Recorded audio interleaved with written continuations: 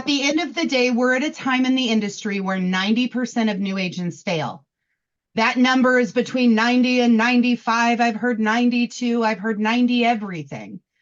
At the end of the day, y'all are the group that is coming through being taught by the best, right? You have access to be able to pass with ease and confidence.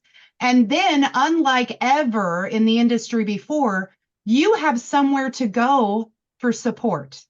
That's new, and that gives me chills. That's new. So if you have questions, if there is anything, don't be shy in the groups. Let us know. There's plenty of training out there too. And we're right here in your backyard. Exactly. Like literally. It's huge. Insurance is huge. There are a lot of different avenues that you can take to be able to find new people to quote, especially if you are independent. And even quite often, if you're with a local agent's office, they may give you leads, but they might be cold leads. They might not be quality leads. These are things that most agents are going to pay for. And then they get these lists and then you're cold calling all day. But if you can partner, it helps you be able to wow, can you tell I've been talking all day? Naturally generate leads for yourself. So there's a comment in the chat if you want to check that out. Tina, thanks for having my back. And then when you write that person, you can ask for referrals as well.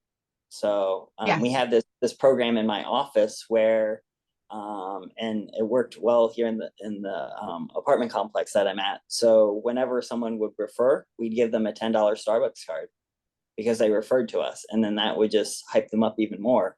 And it works. You give them a gift card, it works.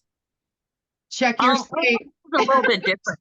What we do is we like to say like we're a word of mouth business. Like we don't give out gift cards. I would like to think we would give out gift cards, but but they said like we stand on our value. We don't feel like we have to give out gift cards because we should be a word of mouth. We should be a household name at the end of the day because that's how good we are with our services, with our sales, with watching over families, just like a good neighbor would.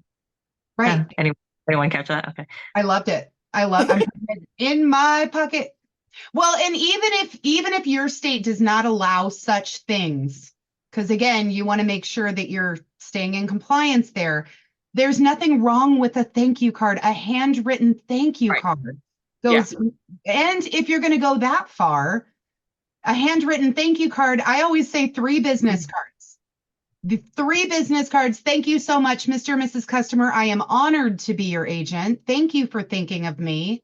If they haven't left a review, you can certainly ask for that. But I like to send the link. I like to send an email, text message. If I've done a good job for you, please let people know. Leave a 5-star and the operative word is and review. You don't want people, and CJ posted this in the group yesterday. You don't want to just ask for a 5-star review. You want to ask for 5-star and you want them to share their experience.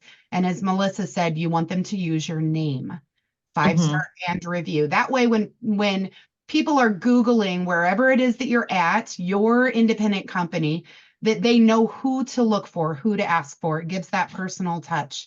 And that's exactly what insurance was built on, was that personal touch. So thank you cards, business cards, ask for those reviews.